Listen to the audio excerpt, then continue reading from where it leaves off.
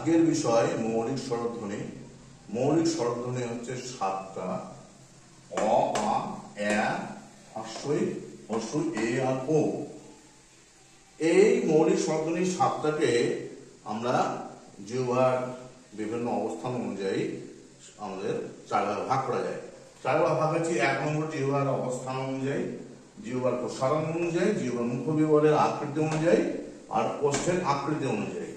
আপনারা এই বোর্ডে সবটা দেখতে পাচ্ছেন, সেটাই আমি এইখানে দেখাচ্ছি। প্রথমে আছে জিহ্বার অবস্থান, অর্থাৎ জিহ্বা কোন দিকে আছে, জিহ্বা উপরে আছে না নিচে আছে। তাহলে এই দুটোকে বলা হচ্ছে উচ্চ স্বরধ্বনি। আমি নিচে চলে আসবো, এইটাকে বলা হচ্ছে নিম্ন স্বরধ্বনি। আর উপর থেকে কিছুটা আছে বলে উচ্চ মধ্য, মানে এ আর ও। আর নিচে থেকে কিছুটা উপরে উঠছে বলে এ আর অ, নিম্ন মধ্য। 2 নম্বর হচ্ছে জিহ্বার প্রসারণ। জিহ্বার প্রসারণ মানে জিহ্বার সামনের দিকে যায়, আর জিহ্বা পিছন দিকে আছে, জিহ্বার মাঝখানেও থাকে। তাই আমরা এইভাবে করব, সম্মুখ জিহ্বার সামনের দিকে এগিয়ে যাচ্ছে ই এ এ, অর্থাৎ ই এ এ সামনে দিকে যাচ্ছে। জিহ্বা পিছন দিকে চলে যাচ্ছে, তার হচ্ছে অ ও উ, অর্থাৎ অ ও উ পিছন দিকে চলে যাচ্ছে, তার জন্য হচ্ছে পশ্চাৎ।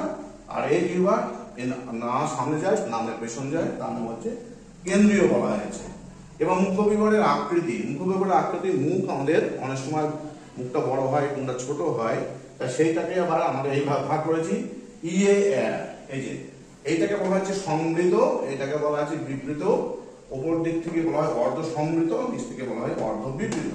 তাহলে আমাদের প্রথমে পড়তে হবে আটা যদি পড়ি আমরা, আ হচ্ছে বিবৃত, অর্থাৎ মুখ খোলা থাকে।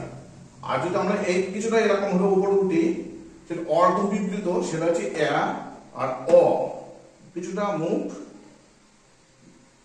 মুখ একটুখানি বন্ধ হলো, ছোট হলো। আর উপর থেকে পড়ি আমরা, এই ই আর উ, এটা সমৃদ্ধ, মুখটা বন্ধ হয়ে যায়, মানে উচ্চারণ করতে করতে বন্ধ হয়ে যায়।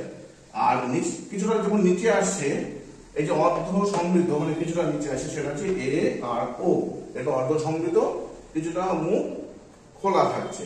এবার হচ্ছে ওষ্ঠের আকৃতি। আমরা জানি ওষ্ঠ মানে ঠোঁট, উপরটাকে ওষ্ঠ বলা হয়, নিচটাকে অধর বলা হয়, এটা ওষ্ঠাধর একসঙ্গে, তাই ওটাকে মোটামুটি আমরা ওটাকে ওষ্ঠই বলি। ওষ্ঠের এটা হচ্ছে এইরকম ভাবে করতে হবে ওষ্ঠের আকৃতি। তাহলে এইটাকে বলা হচ্ছে প্রসারণ, ই এ হচ্ছে প্রসারণ, এইভাবে করতে হবে। এর আর এক নাম হচ্ছে প্রসৃত। আর যদি বলা হয় যে এইটা মুখটা বড় হয়ে যাচ্ছে আর এইটা হচ্ছে কুঞ্চিত বা বর্তুল, সেটা হচ্ছে এইভাবে করতে হবে অ ও উ, মানে মুখটা উচ্চারণ করতে হবে, জেনে উচ্চারণ করে অ ও উ, মুখটা একদম বন্ধ হয়ে যাচ্ছে। আর এটা হচ্ছে আ হচ্ছে কেন্দ্রে, এটা হচ্ছে মধ্যস্থ বা অকুঞ্চিত, মানে আ যদি মুখ খুলে মুখটা খোলা থাকে। ঠিক আছে, রাখছি তাহলে আজকে, পরবর্তী ভিডিও পরে দেখাবো।